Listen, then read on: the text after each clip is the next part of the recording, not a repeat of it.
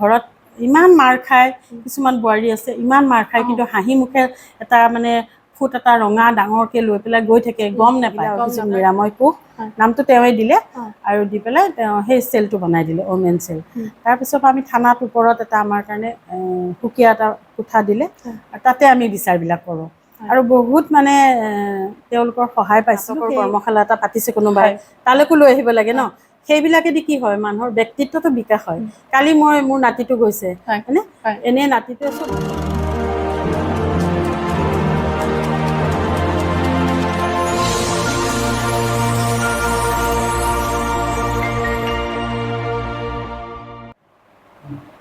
নমস্কাৰ, uncut story with বিজুমাৰ আজিৰ তৃতীয় খণ্ডটিলৈ আপোনালোক সকলোকে স্বাগতম জনাইছোঁ। আজি আমাৰ লগত আছে এগৰাকী বিশেষ ব্যক্তি। আচলতে তেখেত একেৰাহে এগৰাকী সাহিত্যিক, এগৰাকী সমাজসেৱিকা, সমাজৰ হকে যিগৰাকীয়ে বৰণ্য বিভিন্ন ধৰণৰ বিভিন্ন সময়ত অৱদান আগবঢ়াই আহিছে। আমাৰ লগত আছে আমাৰ এই বাইহাটা চাৰিআলি বৃহত্তৰ অঞ্চলটোৰ এগৰাকী সাহসী মহিলা ৰক্তিমা ডেকা বৰুৱা বাইদেউ। আমি তেখেতক আমাৰ অনুষ্ঠানলৈ স্বাগতম জনাব বিচাৰিছোঁ। বাইদেউ, পোনপ্ৰথমে আপোনাক আমাৰ অনুষ্ঠানলৈ স্বাগতম জনাইছোঁ। ময়ো তোমালোকক সম্ভাষণ জনাইছোঁ, লগতে মই অনুষ্ঠানটোক সকলোকে মানে নমস্কাৰ জনাইছোঁ।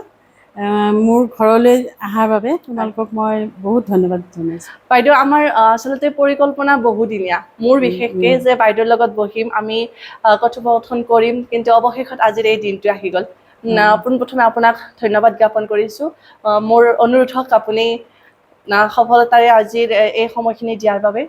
আমি জানো যে আপুনি এগৰাকী সাহিত্যিক, বিভিন্ন সময়ত বিভিন্ন কবিতা আবৃত্তি কৰিছে, কবিতা লিখিছে, বিভিন্ন সময়ত কবিতা পুথি উলিয়াইছে, সাহিত্যৰ লগত জড়িত হৈ আছে, তাৰ লগে লগে জড়িত হৈ আছে আপুনি সমাজৰ লগত। কেনেকুৱাকৈ এই যাত্ৰাটো কেনেকৈ চলিছে? এইটো নভবাকেই হৈ গৈছে আচলতে, আৰু কোনো নাভাবে যে সমাজৰ কাৰণে কিবা এটা কৰিম বা মই লিখিম, এনেকৈ ভবা নাই। কিন্তু মোৰ ঘৰৰ যিটো পৰিৱেশ বা মোৰ মাৰ নাম ল'বই লাগিব। মোৰ মায়ে যিখিনি মানে আমাক শিক্ষা দিছিলে বা যিখিনি সৰুৰে পৰা মানে প্ৰতিপালন কৰোঁতে যিখিনি শিকাইছিলে, সকলোতে মানে এটা সাংস্কৃতিক মানে পৰিৱেশ আছিলে। যে মায়ে গান গাইছিলে ধুনীয়া, সেই গানবিলাক আমি অনুকৰণ কৰিছিলোঁ। তাৰপিছত মায়ে যেতিয়া লিখে, আমাক লিখিব কয়, মায়ে নিলিখে, কিন্তু বহুত কিতাপ পঢ়ে মায়ে। পঢ়িলে আমি সেইবিলাক পঢ়োঁ। পঢ়িলে মায়ে মানে হেৰি দিয়ে, উৎসাহ দিয়ে যে তহঁতে অকণমান লিখচোন, বা কেনেকৈ লিখিব লাগে সেইবিলাকো কৈ দিয়ে। তেনেকৈ আমি মানে কলমটো হাতত তুলি ল'লোঁ একদম সৰুতে। তেতিয়া মই কিজানি ক্লাছ 6 মানত পঢ়োঁ। তেতিয়া মই সৰু সৰু কবিতাবিলাক লিখিছিলোঁ, সৰু সৰু আলোচনীবিলাকত।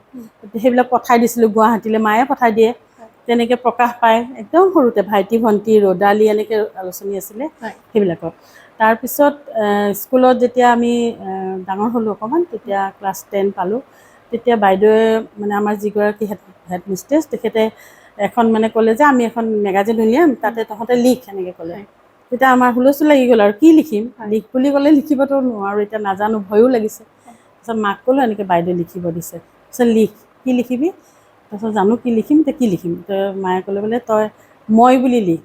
এনেকৈ মই বুলি কি লিখিম এতিয়া ভাবি পোৱা নাই। কৈছে লিখ, ৰাতিপুৱাই সোনকালে উঠি যাৰ মানে আমাৰ ঘৰেদি গ'লে যাৰ মাত আগতে শুনিবা সেইটোৱে মই। সেই শাৰী মায়ে কৈছিল দেই। তাৰপিছতে মই লিখি গ'লোঁ, ডাঙৰ এটা প্ৰবন্ধ হৈ গ'ল। সেইটো মানে ওলাইছিলে আমাৰ মেগাজিনত, জোনালী। আৰু তেতিয়াৰ পৰা বাইদেউহঁতে মোক খুব মৰম কৰিবলৈ ল'লে আৰু উৎসাহ দিলে, তই লিখিব পাৰিবি। তেনেকৈ কওঁতে মই লাহে লাহে তেনেকৈয়ে লিখাটো আৰম্ভ মানে কলমটো ল'লে অনৰ্গলভাৱে শব্দবিলাক ওলাই যায় আৰু তেতিয়া। যিহেতু আপুনি বিভিন্ন সময়ত বিভিন্ন ধৰণৰ কবিতা লিখি আহিছে, আমি আজিৰ এই অনুষ্ঠানটিত বহুতো কথা পাতিম, নষ্টালজিক হ'ম, আপোনাৰ অতীত আমি সোঁৱৰিম আজি। তাৰ প্ৰাক মুহূৰ্তত যদি আজি আমি অনুষ্ঠানটি আপোনাৰ এটি কবিতা এটা আৰম্ভ কৰোঁ। ঠিক আছে। মই এইটো মোৰ ৰ'দ জিলমিলে আকাশ, সেইখন প্ৰথম কবিতা পুথি। সেইখন কবিতাত মোৰ একদম মানে অপৰিপক্ক অৱস্থাৰ পৰা লিখা কিছুমান কবিতা আছে, তথাপিও প্ৰশংসা পাইছিলোঁ কবিতাকেইটা। তাৰে মই প্ৰথম কবিতাটোকে মানে এতিয়া অকণমান পাঠ কৰি দিছোঁ বাৰু, মানে কৈ দিছোঁ আৰু শুনাই দিছোঁ। কবিতাটোৰ নাম আছিলে সন্ধানত। আমাৰ চেতনাবোৰ যদি এপাত খেল হ'লহেঁতেন, দুৰ্দান্ত বাস্তৱটোক বিন্ধি সুৰুঙাই দি জুমি চালোহেঁতেন, নতুন সূৰ্যকত। কবিতাটো সেইটোৱে, কিন্তু মানুহবিলাকে শব্দবিলাকৰ মাজত সোমাই আছে বহুতো ৰহস্য। কিয় লিখিলো নিজে নাজানো, কিন্তু কবিতাটো চবেই ভাল পালে আৰু। কেতিয়াবা এনেকুৱা হয় মানে নজনাকৈ আমি এখন বগা উকা কাগজত লিখি যাওঁ, কিন্তু পিছলৈকে সেইবিলাক তত্ত্বগধুৰ হৈ যায়। সঁচাকে সেইটোৱেই তেনেকুৱাই। মই বাইদেউ কিন্তু নাভাবোৱে যে মই যে কিবা ভালকে লিখিছো বা এইটো সমাজৰ উপকাৰত আহিব, এনেকুৱা ঢেৰ উদাহৰণ ঢেৰ আছে। আপুনি নাভাবে, কিন্তু আমি নাভাবো। লৈছো, আপুনি লিখাখিনি আমি লৈছো। সেইটো মোৰ বাবে কি বুলি ক'ম, সেইটো মোৰ বাবে এটা প্ৰেৰণা বুলিয়ে ক'ব লাগিব সেইটো। আৰু সেই প্ৰেৰণাৰে হয়তো মই আগবাঢ়ি গৈ আছো। আমি দেখিছো যে আপুনি বিভিন্ন সময়ত এদল নাৰীক লৈ আগবাঢ়ি গৈছে। নাৰী সমাজক মানে এক প্ৰকাৰৰ ক'ব গ'লে আপুনি আমাক নাৰীখিনিক সজাগ কৰাত বিভিন্ন সময়ত পদক্ষেপ লৈছে। কেনেকুৱা ধৰণৰ সঁহাৰি পায় নাৰীখিনিৰ পৰা? নাৰীখিনিৰ পৰা তেনেকে নাপাওঁ, কিন্তু তেওঁলোকৰ অৱস্থাটোৱে মোক তাৰমানে বাধ্য কৰে যে এওঁলোকৰ কাৰণে কিবা এটা কৰিব লাগিব। যেতিয়া প্ৰথম মই এইখন ঠাইলৈ বিয়া হৈ আহিলোঁ, তাৰপিছত তেতিয়া মোৰ বয়স কিজানি 21 বছৰ, কম বয়সতে বিয়া হৈছিলোঁ। আজিৰ নিচিনা হেৰিত কম আৰু, আগতে ঠিকেই আছিলে। 21 বছৰত মই বিয়া হৈ আহিছোঁ। অহাৰ পিছত দেখিছোঁ এই গাঁওখনত মানে তেনেকুৱা শিক্ষা দীক্ষা নাছিল, আৰু শিক্ষিত মানুহ আমাৰ ঘৰখনেই আছিল আৰু সকলোকেইটাই শিক্ষা মানে লোৱা আৰু। তেনেকৈ বোৱাৰীও আহিলোঁ। আহি যেতিয়া মানে দেখোঁ যে অৱস্থা একদম বেয়া মানুহবিলাকৰ, বোৱাৰীবিলাকৰ অৱস্থা দেখোঁ, তেতিয়া ভাবোঁ যে সুখে আছে কিজানি। তাৰপিছত লাহে লাহে দেখিলোঁ যে তেওঁলোক সুখত নাই। তেওঁলোকৰ ঘৰত ইমান মাৰ খায়, কিছুমান বোৱাৰী আছে ইমান মাৰ খায়, কিন্তু হাঁহি মুখে এটা মানে ফুট এটা ৰঙা ডাঙৰকৈ লৈ পেলাই গৈ থাকে, গম নাপায়। ৰাতি হ'লে সিহঁতে মাৰ খায়। তেতিয়া তেনেকৈ থাকোঁতে কিছুমান মানে দৌৰি আহে মাৰৰ কোবত ৰ'ব নোৱাৰি। যেতিয়া দৌৰি আহিলে আমাৰ ঘৰলৈকে আহে, তেতিয়া মানে ভাবে শিক্ষিত যেতিয়া এখন ঘৰ, সেইটো ভাৱত আহে কিজানি। মোৰ কাৰণে নাহে কিজানি, শিক্ষিত ঘৰৰ কাৰণে আহে। তাৰপিছত যেতিয়া আহে তেতিয়া মই লাহে লাহে অনুভৱ কৰোঁ যে এই মানুহখিনিতো এনেকৈ কি হ'ব। মই অকণমান সাহসী হৈ গ'লোঁ তেতিয়াৰ পৰা দেই। মই তেওঁক ৰাখোঁ ঠিকেই, পিছদিনা কিন্তু যাওঁ, গৈ পেলাই হাজবেণ্ডক মানে অলপ গালি পাৰোঁ। বুজাটো বুজাওৱেই, অলপ প্ৰথম গালি পাৰোঁ, তাৰপিছত তেওঁক বুজাই বঢ়াই তেনেকৈ বহুতকেইখন ঘৰ মানে লাহে লাহে হ'লগৈ আৰু। কিন্তু দুই এটা মানে তেনেকৈ মৰিও গ'ল বোৱাৰী। কিন্তু এতিয়া ভাবোঁ যে মাৰতে মৰিলে কিজানি, কিন্তু তেতিয়া ভবা নাছিলোঁ। তাৰপিছত লাহে লাহে এতিয়াতো আৰু দেখিছাই কেনেকুৱা পৰিৱেশ হৈছে নহয়। এতিয়া পৰিৱেশ তেনেকৈ আমি কি কৰিলোঁ, এটা সংগঠন গঠন কৰিলোঁ যে মানে আমি লেখিকা সমাৰোহ সমিতি গঠন কৰিলোৱেই। তাৰপিছতে ভাবিলোঁ এনেকৈ অকল লেখা মেলা দিতো নহ'ব, কিমান মহিলা আছে যে ওলাই আহিবই নোৱাৰে। সেইকাৰণে আমি তেওঁলোকৰ কাৰণেও কৰিব লাগিব। তাতে সিদ্ধান্ত হ'ল, হৈ পেলাই আমি এনেকৈ নাৰী মুক্তি এটা মানে গঠন কৰিলে এইটো দীপ্তিহঁতে। তাৰপিছত সেইটো বেছি দিন নাথাকিল, নাৰী সুৰক্ষা। তাৰপিছত আমি লেখিকাৰ আণ্ডাৰতে মানে কিছুমান এনেকুৱা ধৰণৰ কাম কৰিলোঁ আৰু। ডমেষ্টিক ভায়লেঞ্চ, যিবিলাক ঘৰুৱা হিংসা, অকল যে মানে ঘৈণীয়েককে মাৰে সেইটো নহয়, ঘৰত যিজনী ডাঙৰ মানে বিয়া নোহোৱাকৈ থকা ছোৱালী থাকে তেওঁ নিৰ্যাতিত হয়। তাৰপিছত যিগৰাকী মাতৃ থাকে তেওঁ নিৰ্যাতিত হয়, বা কোনোবা যদি বিধৱা আছে বোৱাৰীজনী, তেওঁৰ হাজবেণ্ড ঢুকাই গ'ল, বিধৱা বুলি ক'লে এটা পৃথক এটা, আৰু তেওঁ একদম ডমিনেট হৈ থাকে। গতিকে ঢেৰ মানে নিৰ্যাতনৰ প্ৰক্ৰিয়া বহুত দেখিলোঁ। দেখি পেলাই আমি তাৰমানে সেইটো নিজেই মানে হাতত ল'লোঁ। আমাৰ কেইগৰাকীমান যেনেকৈ বিনুমা চৌধুৰী জানো, দীপ্তি আছে, তাৰপিছত আমাৰ ৰেণুআৰা বেগম, তাৰপিছত আছে এনেধৰণে আছে, নিৰদাহঁত আছে, লাহে লাহে ৰীতামণি, এনেকৈ ওলাই আহিলে। আহি আমি অলপ শক্তিশালী হ'লোঁ। এতিয়া শক্তিশালী, তেতিয়াও শক্তিশালী আছিলোঁ। আমাৰ এই অঞ্চলটোত, বৃহত্তৰ এই অঞ্চলটোত বহুখিনি মহিলা সকাহ পাইছে আপোনালোকৰ জৰিয়তে। পাইছেও, আৰু কিছুমানক হয়তো আমি কৰি দিব পৰাও নাই। তেওঁলোকৰ মানে ইমানখিনি এক্সট্ৰিম হৈ যায়, তেতিয়া আমি হয়তো তেওঁলোকক হেৰি কৰিব পৰা নাই, কিন্তু পৰাপক্ষত আমি কৰি দিবলৈ চাওঁ। আৰু তেনেকৈ বহুত আহি পিছত আহিলেও মানে ক'ৰবাত দেখিলেও মানে আমাক সাৱটি ধৰে, মৰম কৰে, বা আপোনালোকৰ কাৰণে আমি আজি এনেকৈ সংসাৰ কৰিছোঁ তেনেকৈ কয়। তেতিয়া আমাৰ খুব ভাল লাগে। কিন্তু আমাৰ কোনো ধৰণৰ ফিজো নাই, বা কোনো ধৰণৰ পইচা পাতিৰো লেনদেন নাই। আমি খালি যোৱাৰ খৰচটো লওঁ, একেবাৰে নিস্বাৰ্থ আৰু। এনেকুৱা ধৰণৰ বহুত আছে, সেই কাহিনীবোৰ ক'লেতো মানে শেষে নহ'ব আৰু। একেবাৰে মানে দুখ লগা কাহিনী আৰু।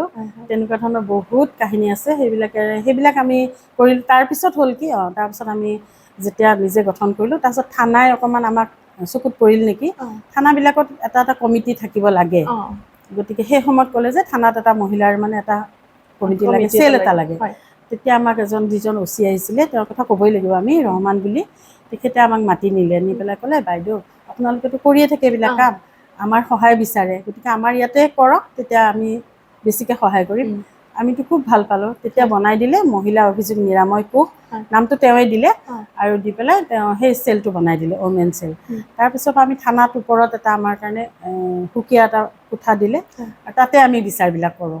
আৰু বহুত মানে তেওঁলোকৰ সহায় পাইছিলোঁ। সেই অচিসকলক আমি স্মৰণ কৰিবই লাগিব। কিন্তু বৰ্তমান সময়ত যিসকল আহিছে তেওঁলোকৰ পৰা আমি সহায় পোৱা নাই, সেইটো কিন্তু ক'বই লাগিব। আৰু তেওঁলোকৰ পৰা আমি তেনেধৰণৰ সহায় নাপাওঁ, কি কাৰণে নাজানো। তেওঁলোকে হয়তো কোনোবাটো গুৰুত্ব আপোনালোকে এটা বিষয় লৈ যায়, সেই বিষয়টোত হয়তো কোনোবাটোত আওকাণ কৰে, এক প্ৰকাৰৰ আওকাণ বুলি ক'ব লাগিব। বহুত কৰে তাৰমানে। আমি বহুত ধৰণৰ আজিকালি বিহেভো পাই আহোঁ। তাৰপিছত সেইটোৱে তাৰপিছত হ'ল আমাৰ ওৱান ষ্টপ চেণ্টাৰ আহি গ'ল 19 চনত, যিটো আমাৰ হেৰিত হৈছিলে 12 চনত হৈছিলে নিৰ্ভয়া কাণ্ডটো। তাৰপিছত হ'ল গোটেই ভাৰতবৰ্ষতে এটা মানে হেৰি হৈ গ'ল, ওৱান ষ্টপ চেণ্টাৰবিলাক গঠন কৰিব লাগে, আৰু তাত মহিলাৰ নিৰাপত্তাৰ কাৰণে তাৰমানে আমি এটা ব্যৱস্থা ল'ব লাগে। সেই এটা গঠন হ'ল। হোৱাৰ পিছত ওৱান ষ্টপ চেণ্টাৰত আজিকালি 2019ৰ পৰা তাত এটা মানে সুবিধা হ'ল যে আমি 5 দিন যিকোনো নিৰ্যাতিত মহিলাক তাৰমানে আশ্ৰয় দিব পাৰোঁ, বা ছোৱালীবিলাক যিবিলাক কম বয়সত পলাই যায় সেইবিলাককো ধৰি অনা হয় আমি। আৰু বাল্য বিবাহটো বন্ধই কৰি দিছে, সেইকাৰণে সেই সকলকো আনি আমি ৰাখিব পাৰোঁ। বা ডমেষ্টিক ভায়োলেন্স, যিসকলক বৃদ্ধা আজিকালি ইগন'ৰ কৰে বা ল'ৰা ছোৱালীয়ে ইগন'ৰ কৰে, তেনেকুৱা ধৰণৰবিলাককো আমি তাতে 5 দিন ৰাখি তাৰপিছত ব্যৱস্থাবিলাক লওঁ, আইনী ব্যৱস্থা, যি ব্যৱস্থা।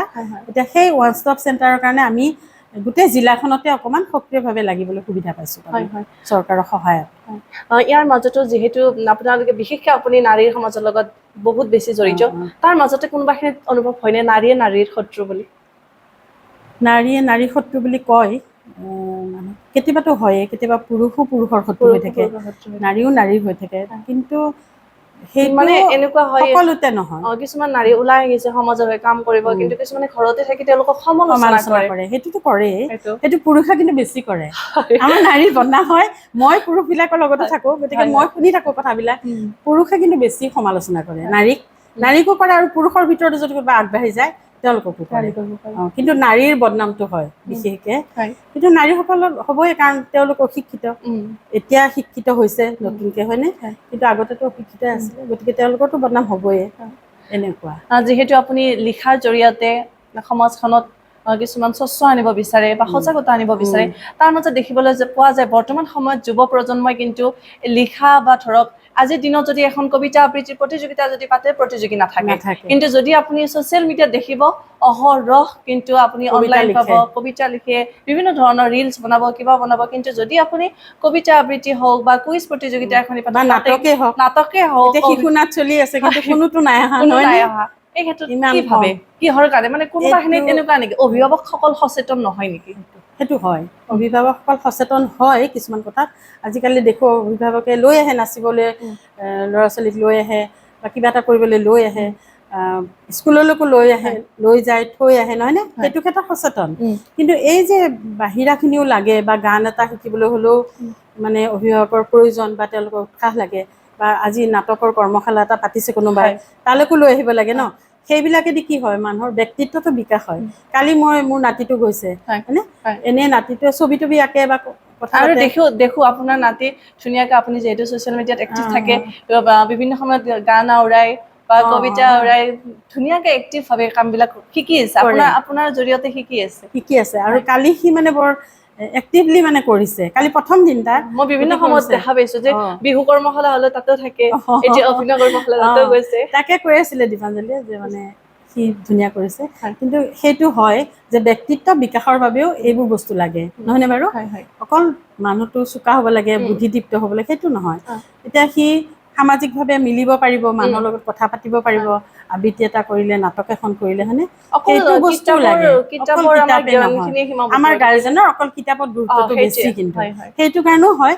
আৰু তাৰ বাহিৰে মোবাইলটোতো হয়েই, মোবাইলটোতে ইমান ব্যস্ত, আৰু ইমান মানে আজিকালি আনন্দ দিয়ে মোবাইলে, হয় বেয়াই ভালে বেয়াই এসোপা নহয়নে গতিকে সেইটোত ব্যস্ত থাকোঁতে কিন্তু হয় তেওঁলোকে এই সময়খিনি খৰচ তাৰ নকৰে মাজতে কিন্তু আমাৰ এই যুৱ প্ৰজন্মই ভালতকে বেয়াখিনি বেছি আঁকোৱালি লয় বেছিকে লৈ আছে তো আজি চাব আপুনি কোনোবা এজনে যদি ভাল কাম কৰিছে সেইটোৰ প্ৰচাৰ খুব কম নকৰে যদি বেয়া কৰিছে অ। তেতিয়াহ'লে সেইটোৰ তেতিয়া প্ৰচাৰ প্ৰচাৰ ধাৰাসাৰভাৱে বেয়া কাম এটা কৰিলে সেই তাত উগুৰি খাই পৰা মানুহ বহুত আছে বহুত আছে কিন্তু ভাল কাম কৰিলে গমেই নাপায় গমেই নাপায় হয়নে কোনে কি কৰি এই আছে মোৰ ক্ষেত্ৰতে মই দেখোঁ কেতিয়াবা মই যদি কিবা এটা ভাল কাম কৰিলোঁ ক'ৰবাত এৱাৰ্ড এটা পালোঁ কোনেও গম নাপায় কোনেও গম নাপায় কিন্তু যদি কিবা এটা আজি যদি যদি আপুনি বেয়া হয় সাধাৰণ যদি বেয়া কাম এটা সাধাৰণ কৰে ভুল এটা কৰিলোঁ চবে চবেই কিন্তু খবৰ একদম ল'ব জঁপিয়াই পৰিব তেনেকুৱা তাৰোপৰি মই কওঁ যে মই সাংস্কৃতিক জগতখনো ভাল পাওঁ কাৰণ গান মই খুব ভাল পাওঁ গান গাই আৰু গান এই গায়ো ক্ষেত্ৰতো আপুনি গান গাওঁ আমি গান শুনিম আমাৰ দৰ্শকে গান শুনিব আপোনাৰ কণ্ঠত এই ক্ষেত্ৰতো মানে মই কি কৰিছিলোঁ সৰুৰ পৰা এই সৰু ল'ৰা ছোৱালীবিলাক যেতিয়া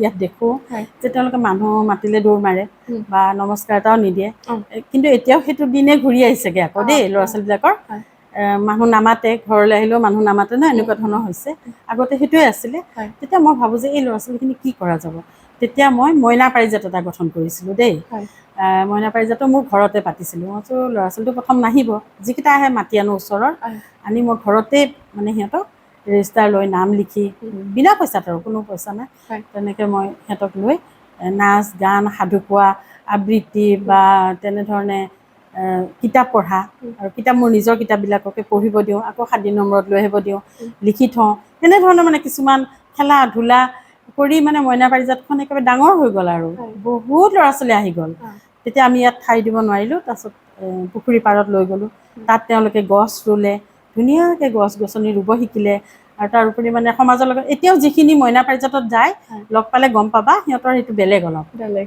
অঁ তাতেই বহুত আছে বৰখেলীয়া চোপাত বহুত ল'ৰা ছোৱালী অ আছে অ মইনা পাৰিজাতত যোৱা তেওঁলোকৰ ব্যৱহাৰ তেওঁলোকৰ আচাৰ কামবিলাক ব্যৱহাৰ অলপমান বেলেগ ধৰণৰ অলপ বেলেগ অঁ ধৰণত হয় সেইকাৰণে মই এতিয়াও কৈ থাকোঁ যে তোমালোক মইনা পাৰিজাতটো আৰম্ভ কৰা মোৰ আচলতে সময় নিমিলে কিন্তু সেইটো বহুত উপকাৰী বস্তু এটা আমি তেনেকৈ বহুত শিশু নাট কৰিছিলোঁ বা এনেকৈ পৰিৱেশৰ কাৰণে কৰিছিলোঁ আৰু গছ এডালো ৰুইতে মানে গছডাল বহুত ডাঙৰ হৈছিলে সিহঁতে ৰোৱা হয় সিদিনা অলপতে কাটি দিলে সেইটো মোক চবেই ফেচবুকত লিখিছে বাইদেউ আমি ৰোৱা গছডাল কাটি দিলে কাটি সেই দিলে যে দুখটো পাইছে হয় হয় সেইটো কাৰণে মোৰ সিদিনা বহুত ভাল ভাল লাগিছে লাগিছে কোনোবাখিনি যে কাটিছে সিহঁতে ৰুইছিলে অঁ আকৌ এতিয়া বাৰু কাটিলে সিহঁতে দুখ কৰিছে হয় সিহঁতে এতিয়াতো নাহে সিহঁতে মাক হৈছে অ বা কোনোবা ক'ৰবাত চাকৰি কৰি আছে তাৰ পৰা সিহঁতে লিখিছে হয় যে বাইদেউ আমি যে গছডাল ৰুইছিলোঁ কাটি পেলালে আপুনি একো নকয় অ কি ক'ম আৰু চৰকাৰে কাটিছে চৰকাৰে কাটিছে চৰকাৰে বেয়া কাম কৰিছে আৰু কি কৰিম আৰু আপুনি ইমান ব্যস্ত হৈ থাকে এই ব্যস্তৰ মাজত মই যিমান দূৰ আপোনাক ব্যক্তিগতভাৱে জানো কেতিয়াও আপোনাৰ মুখত না শব্দটো নাই অঁ ইমানখিনি সক্ৰিয় কেনেকে হৈ থাকে ক'ৰ পৰা আপুনি পায় ইমান এনাৰ্জি সেইখিনি এনাৰ্জি মোক চাগে যোগাই দিছে মই যোগা কৰোঁ হয় আৰু যোগাটো মই ৰাতিপুৱা 1 ঘণ্টা কৰোঁৱেই সদায় মানে ৰেগুলাৰ সেইটো কৰোঁ তাত বিভিন্ন বিষয় থাকে বা অকল যোগটো যে শৰীৰৰ হেৰিয়ে সেইটো নহয় সেইটো মনৰ এটা মনৰ শান্তিও হয় শক্তি এটা থাকে শক্তি এটা হয় বা যিকোনো বেমাৰ আজাৰ যোগাই ভাল কৰে মূৰৰ বিষ বা গেষ্ট্ৰিক মোৰ গেষ্ট্ৰিক একেবাৰে নাই যোগাই কৰিছে হয় গেষ্ট্ৰিক থাকিলে মানুহটোৰ এনেও অলপ বেয়া লাগি থাকে গা যায় চা ন অশান্তি হৈ কাম থাকে কৰিব মন হয় নাযায় সেইটো বস্তু নাথাকিলে বা মূৰৰ বিষ নাথাকিলে কাম কৰিবলৈ এনেই উৎসাহ পায় মানে হয় সেইকাৰণে যোগাটো মই কৰোঁ আৰু মই পজিটিভখিনি মানে লওঁ মানুহৰ হয় যিটো পজিটিভ যদি কোনোবাই কৈছে যে তেওঁ এনেকুৱা আপোনাৰ কথা এনেকৈ কৈছে তেনেকৈ কৈছে মানুহতো ক'বই নহয় হ'বই জানো আজিৰ দিনত সেইটোৱে চবেই চবৰে গতিকে কথা কয় মই সেইটো কথা যাওক সেইটো কথা বাদ দিয়া মোৰ কথা কৈছে যদি কৈছে নাজানি কৈছে বা হয়তো বেয়া পাই কাৰণে কৈছে চবেই যে মোক ভাল পাব সেইটোতো নহয় কেতিয়াবা আমি যেতিয়া যাওঁ এখন ঘৰত যেতিয়া যাওঁ কাজিয়া লাগে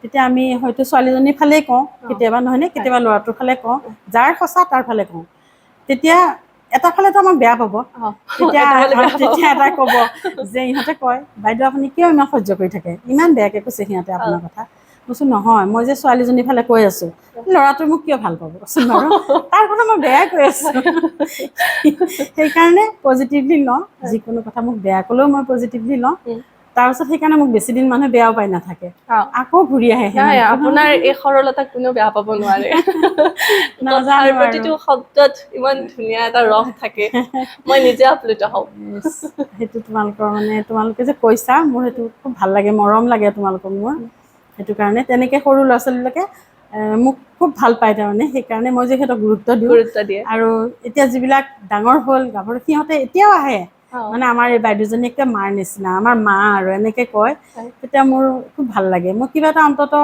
নিশ্চয় সিহঁতৰ কাৰণে ভাল কৰিছিলোঁ। হয়। সেইকাৰণে সিহঁতে এতিয়াও যে মোক কৰি থাকে, হয়। সেইটো কাৰণে সেয়ে মোৰ আনন্দ আৰু অন্য কথা নাই। সামাজিক কাম কৰিলে বহুত বাধা থাকে নহয়নে? মই থাকে, তাকে থাকে। কওঁ যে হয় কষ্ট থাকে, বাধা থাকে, কিন্তু তৃপ্তিও থাকে। সেইটো কাৰণে মানুহে কেতিয়াবা সমাজৰ কাম কৰে। যিহেতু আপুনি এনেকে কামবিলাক কৰি থাকে, কেতিয়াবা এনেকুৱা মই জানো নহয়ে, তাৰ পিছতো কেতিয়াবা আহে নেকি ইমান কিয় কৰি আছো, যদি মই এনেকুৱাই পাব লাগে, মই এইটো বিনিময়ত এনেকুৱা হয়, মই কিয় কৰি আছো? কেতিয়াবা আহি যায়, কেতিয়াবা ধৰা এনেই নাহে, মানুহৰ কাৰণে নাহে। কিন্তু ঘৰুৱা যেতিয়া কিবা এটা প্ৰব্লেম আহি যায়, আহেতো ন মানুহে, আহে আমি আহে আৰু মানুহ কিবা আহে, বেমাৰ আজাৰ, কিবা এটা অশান্তি হৈ যায়, তেতিয়া আহি যায়। পিছে ইমান নকৰিলেও হয় নেকি, কৰাৰ কাৰণে কিজানি মোৰ কৰাৰ এইখিনি কাৰণে হৈছে হ'ল নেকি, এইখিনি মই কৰিব পৰা নাই, ঘৰত দিব পৰা নাই সময়খিনি, এনেকুৱা লাগে। কিন্তু তাৰপিছত যেতিয়া আকৌ ওলাই যাওঁ, যিবিলাক মানুহৰ আকৌ দেখোঁ, সেইবিলাক মানুহক প্ৰয়োজন মোক ন, তেতিয়া মই আকৌ ভাবোঁ যে নহয়, এইটো গ'লে একো নহয় আৰু সেই সময়টো উলিয়াওঁ আৰু কষ্ট কৰি হ'লেও। বিষ্ণু ৰাভা দিৱসৰ দিনা মই দেখিছিলো আপুনি বোৱাৰী নাতি একেলগে লৈ ধুনীয়াকে ছচিয়েল মিডিয়াত গীত এটা উৰাইছিলে। যদি গাইছিলোঁ আমি এই মুহূৰ্তত আপোনাৰ পৰা এটি গীতৰ কলি শুনিব বিচাৰো।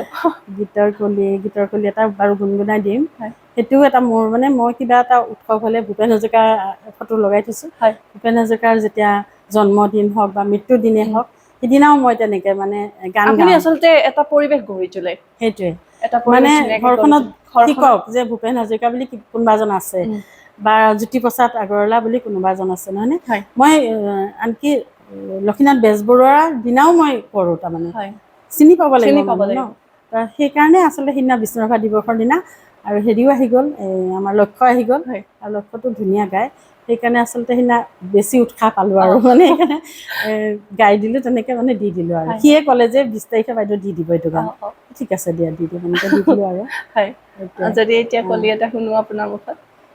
মই মানে খুব দীপালী বৰঠাকুৰক ভাল পাওঁ দেই, মই তাৰে এটা কলি অকণমান গুণগুণাই দিওঁ। হয়।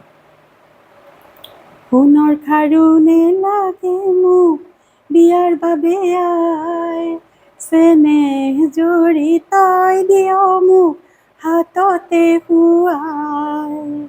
সোণৰ খাৰুণে লাগে মোক বিয়াৰ বাবে আই, চেনেহ জুৰি তই দিয় মোক হাততে শুৱাই। মই কৈছোৱে যে আপোনাৰ কণ্ঠত মই নিজে আপ্লুত হওঁ, ভাবো বাইদেউৰ নিচিনা যদি কণ্ঠ মোৰো ধন্যবাদ। হ'ল হয়। হ'ব, কিয় নহ'ব, গাই থাকিবা, এটা সদায় গাই সময়ত থাকিবা। এটা সময়ত আপুনি ছাত্ৰী আছিলে, তেতিয়া মধুৰ সময় পাৰ কৰি আহিছে। যদি এই সময়ত নিশ্চয়। আপোনাক ক'বলৈ দিব, তেনেকুৱা ধৰণৰ এটা মধুৰ সময় যদি আজি এই মুহূৰ্তত যদি আপোনাৰ মনলৈ আহে, কেনেকুৱা আছে মুহূৰ্তবিলাক? কেনেকুৱা মধুৰ আছিল? ছাত্ৰ অৱস্থাত মানে কেনেকুৱা মধুৰ সময়, যিবিলাক আমি শাস্তি খাইছিলোঁ সেইবিলাক বেছি মনত থাকে, হয়, নহয়নে? আগতে যিবিলাক মানে ভাল আছিল বা কিবা এটা কোনোবাই ভাল কৈছিল, তাতকৈও যিবিলাকত আমি ধৰ এই কামটোৰ কাৰণে আমি শাস্তি পাইছিলোঁ বাইদেউৰ পৰা, কিন্তু সেই বাইদেউজনীক আমাৰ চিৰজীৱন মনত থাকে, বেয়াকৈ নহয়, বেয়াকে নাথাকে, ভালকৈ, হয়। নহয়নে? ঠিক তেনেকুৱা আমাৰ বাইদেউ আছিলে, লোকেশ্বৰী সন্দিকৈ বাইদেউ। হয়। বাইদেৱে মানে আমাক কেনেকুৱা ইমান মৰম কৰে, আৰু একদম মানে চিনচিয়াৰ, খুব চিনচিয়াৰ বাইদেউ। তাৰমানে এনেকুৱা ধৰণৰ যে স্কুললৈ আহিলে তহঁতে বেছি ষ্টাইল নকৰিবি, হয়। তহঁতে ব্লাউজটো একদম ভালকৈ পিন্ধিবি, হয়। পেটটো নুলিয়াবি, এনেকুৱা ধৰণৰ হয়। আছিলে।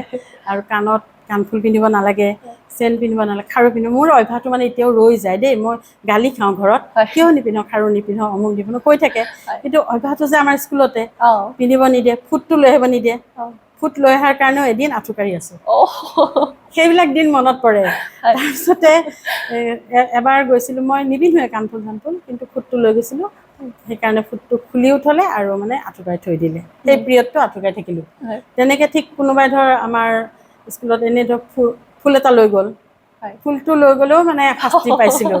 আৰু কি হয়, কিবা এটা পাতিলে হাঁহিটো ওলাই যায় যে গোটেইবিলাকৰে, হয়। যে কণ্ডোলেঞ্চ পাতিছে, কোনোবা এজনৰ মৃত্যু হৈছে, শোক সভা পাতি আছে, তাৰ মাজতে কোনোবা হাঁহি দিলে, হাঁহি হাঁহি একদম মানে হেৰি হৈ যায়, তেতিয়া হাঁহিটো এনেই ওলাই যায়। দুখটোতো থাকেই আমাৰ, কিন্তু হাঁহিটো কিন্তু ৰখাব এটা বেলেগ নোৱাৰোঁ। আৰু সেই মুহূৰ্ত। সেই লৈও মানে মাৰ খাইছিলোঁ বাইদেউহঁতৰ, সেইবিলাক দিন মনত পৰে। হয়। তাৰপাছত অংক নোৱাৰি পেলাই বেঞ্চৰ ওপৰত উঠা, বেঞ্চৰ ওপৰত আকৌ উঠি পেলাই হাঁহি পেলাই আকৌ মানে বেঞ্চত আঁঠুকাঢ়ি থকা, তেনেকুৱা ধৰণৰ শাস্তিবিলাক মনত থাকে। হয়। আৰু ভালো আছে, বহুত প্ৰশংসাও পাইছিলোঁ, বা বাইদেউহঁতৰ পৰা উদগনি পাইছিলোঁ। গান এটা গালে, গানটোত তই মানে তই ভাল গায়িকা হ'ব পাৰিবি, সেই এনেকৈ যে তেতিয়াৰ পৰা কৈছিলে। এতিয়ালৈকে সেই যাত্ৰা অব্যাহত আছে, বিভিন্ন সময়ত সেইটোৱে বিভিন্ন ধৰণৰ আপুনি সন্মান লাভো কৰিছে। বহুত পাইছোঁ কিছুমান ৰাইজৰ পৰা। হয়। তেনেকৈ ধৰণৰ অসম চানেকি বঁটা পালোঁ, অগ্ৰগামিনী বঁটা, হয়। তেনেকৈ ধৰণে পাইছোঁ। ৰাইজে মৰমত দিছে আৰু কেইবাটাও আছে বঁটা, নামকেইটা হয়তো এতিয়া মোৰ মনত নাই, কিন্তু সমাজ সেৱাৰ কাৰণে এটা দিছিলে ৰাজ্যিক ভিত্তিত। তাৰপিছতে অসম চানেকি বঁটা এইটো সাহিত্যৰ কাৰণে দিলে। সাহিত্যৰ কাৰণে। তাৰপিছত কলা সংস্কৃতি গীত মাতৰ কাৰণে কলাভূষণ বুলি এটা পাইছিলোঁ, সেইটো কটকত, উৰিষ্যা চৰকাৰে কটকত দিছিলে সেইটো। তেনেধৰণৰ আছে আৰু দুই এটা। যে পৰৱৰ্তী সময়ত নিশ্চয় আৰু কিছু পৰিকল্পনা আছে। পৰিকল্পনাটো বহুত থাকে ন, পইচা পাতিৰ কথা থাকে। মই এতিয়া মোৰ কিতাপ উপন্যাস দুখনেই, এখন পূৰা হৈ আছে আৰু এখন লিখি আছোঁ, আৰু এখন নিজৰ জীৱনৰ ভিত্তিত মানে লিখি আছোঁ। তেনেধৰণে 3-4খন কিতাপ মোৰ মানে বৰ্তমান চলি আছে আৰু। কিন্তু সেইটো উলিয়াবলৈ পইচাও লাগে, বা আজিকালি বিক্ৰীও নহয়, উলিওৱাৰ পিছতো বিক্ৰী নহয়, বা কিতাপ কম পঢ়ে মানুহে ন, সেইটো কাৰণে ভয়ো লাগে উলিয়াবলৈ, কিন্তু আকৌ উলিয়াবতো লাগিবই, উলিয়াবতো লাগিব। মনটো আছে। আপোনাৰো এটা দায়িত্ব আছে, যে সেইটোৱে যিখিনি কথা। পঢ়ুৱৈ সমাজ আছে তেখেতসকলৰ কাৰণে আপোনাৰ এই অৱদানটো লাগিবই। সেইটোৱে মই যেতিয়া এইটো ক'বই লাগিব যে খিৰিকী মুখত যেতিয়া লিখিছিলোঁ অগ্ৰদূত কাকতখনত, 6 বছৰ লিখিলোঁ মই খিৰিকী মুখত শিতানটো। তেতিয়া মই অসমৰ ইমূৰৰ পৰা সিমূৰলৈ মানুহৰ বহুত মৰম পালোঁ। মানে বিভিন্ন শিতান লিখোঁ, মানে এই নাটকখনেই হ'ল, তাৰে বিষয়, গোটেই বিষয়খিনি মই লিখি দিলোঁ, ভালখিনি বেয়াখিনি এনেকুৱা। তো মানুহেতো প্ৰত্যেকটাই বেলেগ বেলেগ ভাল পায় লিখনিবোৰ। ঠিক তেনেকৈ মোৰ মানে বহুত প্ৰিয় পাঠক মোৰ পালোঁ আৰু। তাৰপিছত যেতিয়া সেইখন ক'ভিডত হেৰি হৈ গ'ল, এবলিশ্যন নোলাল আৰু বস্তুটো, তেতিয়া সেইখন তাৰ কিছুদিন আৰু মোৰ এনেই থাকিলোঁ আৰু, লিখিছোঁ অত-তত, কিন্তু তেনেকুৱা ৰেগুলাৰ নাই। তাৰপিছত আকৌ এতিয়া অগ্ৰদূতৰ মানে 3দিনীয়া যিখন হেৰি আছে, সেইখনে ক'লে আৰু বাইদেউ আপুনি আকৌ লিখক। তাৰপিছত তাত আকৌ লিখিছোঁ এতিয়া মই জীৱন ডিঙৰা বুলি। তাতো এটা বিভিন্ন শিতান, মানে শনিবাৰে ওলায়, মঙলবাৰে ওলায়, 3দিনীয়া, তাতে লিখি আছোঁ। আৰু তাত লিখাৰ পিছত মোৰ এনেকুৱা ধৰণৰ বন্ধু বুলিয়ে কওঁ নে মোৰ দাদা বুলিয়ে কওঁ, এনেকুৱা ধৰণৰ মানে পাইছোঁ আৰু বহুত। ফেচবুকত এটা পোষ্টটো কৰিছিলে, আপোনাৰ এই লিখাখিনি থৈ দিছে। মই থৈ পাইছোঁ, দিয়া মই নে পাইছা চাইছোঁ, ন? মই আপোনাৰ প্ৰতিটো পোষ্ট চেক কৰোঁ। ঠিক আছে। এইজন মানে মই সঁচাকৈ মই তেওঁক মানে ইয়াৰ পৰাই নমস্কাৰ দিছোঁ। মোৰ লিখা পঢ়ি তেওঁ ইমান অভিভূত হৈছে, আৰু তুমি পাইছাই নহয়, তেওঁ মোৰ গোটেই লিখাবিলাক থৈ দিছে, আৰু সিদিনা কৈছে তোৰ গোটেই লিখাখিনি মই মানে কিতাপ আকাৰে ওলাম, তই দিবিনে হেৰি। মইচোন নিদিয়াৰতো কোনো কথা নাই নে, এনেকুৱা যদি পাওঁ মইতো কিমান মানে হেৰিৰে দিম, আনন্দেৰে দিম, আৰু আপুনি মোৰ উলিয়াওক কিতাপখন কৈছে। এনেধৰণৰ মানুহো পাইছোঁ, মানে লিখনিৰ জৰিয়তে। মানুহে ভাবিব পাৰে লিখিলে কাম নাই, আজিকালি কাম নাই ক'ব, কিন্তু মই কিন্তু ভাবা নাই কি কৰিছে। মই এইজনক হয়তো মই নাপালোহেঁতেন নিলিখা হ'লে, নহয়নে? ইমান এজনৰ দাদা, 92 ইয়াৰ্ছ, আৰু ইমান উৎসাহ, আৰু ইমান ধুনীয়াকৈ অসমীয়া কয়, মানে আচৰিত লাগিছে। এতিয়া মোক মাতিছে 26 তাৰিখে, কৈছে তোক মই টিকেট কাটি দিম, তই আহি যা। এতিয়া কি কৰোঁ জানো, আৰু ভাবি আছোঁ যাম বুলি। ইমানখিনি সময় আপুনি আমাক দিলে। অৱশেষত আনকাট ষ্টৰীৰ আজি আপুনি অতিথি আছিলে। আমাৰ আনকাট ষ্টৰী দৰ্শকৰ কাৰণে কি ক'ব? দৰ্শকৰ কাৰণে আজি যিখিনি আমি কথা পাতিলোঁ বিজুৰ লগত, আৰু বিজুটো খুব ধুনীয়া আজিকালি এংকৰিং কৰে, দেখি থাকোঁ, আৰু সাক্ষাতো ধুনীয়াকৈ লয়, বিভিন্ন ঠাইত লৈ আছে, আৰু বিজুৰ উন্নতিটো কামনা কৰিছোঁ। লগতে আমাৰ কেমেৰামেনৰ নামটো কি আছিল? ৰাকেশে খুব ধুনীয়াকৈ হাঁহি হাঁহি মানে লৈ আছে, ৰাকেশকো মই ধন্যবাদ দিছোঁ। লগতে সকলো যিসকল দৰ্শক চাইছে বা চাব, তেখেতসকলক মই কি বুলি ক'ম, চোৱাৰ বাবে মই মোৰ অশেষ কৃতজ্ঞতা জ্ঞাপন কৰিছোঁ, আৰু চাই থাকিব। আৰু এই অনুষ্ঠানটো আপোনালোকে চাব আৰু কমেণ্ট কৰিব, হয়নে? আমাক উৎসাহ দিব। লগতে বিজু ৰাকেশহঁতৰ নিচিনা উঠি অহা চামক, আমাৰ যিসকলে শিল্পকৰ্মৰ প্ৰতি আকৃষ্ট হৈ এইবিলাকত লাগি আছে, তেখেতসকলক সদায় উৎসাহ দি যাওক, আমি উৎসাহ দি যাম, নহয়নে? আপুনি ইমান ব্যস্ততাৰ মাজত আমাক ইমানখিনি সময় দিছে, তাৰ বাবে আমি ধন্যবাদ জনাইছোঁ, কৃতজ্ঞতা জ্ঞাপন কৰিছোঁ। আশা কৰিছোঁ আপুনি এইদৰে সদায় জিলিকি থাকক, হাঁহি থাকক, আপোনাৰ মুখৰ হাঁহিটি সদায় জিলিকি থাকক। আপোনাৰ দীৰ্ঘায়ু আৰু সুস্বাস্থ্য কামনা কৰিছোঁ। ময়ো তোমালোককো ধন্যবাদ জনাইছোঁ, আৰু লগতে মোৰ দৰ্শকক ধন্যবাদ জনাইছোঁ। প্ৰিয় দৰ্শক, এয়া আছিল আমাৰ আজিৰ অতিথি ৰক্তিমা ডেকা বৰুৱা বাইদেউ। আমি পৰৱৰ্তী সময়ত আন এটি এপিছডৰ সৈতে লগ পোৱাৰ আশাৰে আজিৰ এই অনুষ্ঠানটিৰ পৰা বিদায় লৈছোঁ। ধন্যবাদ।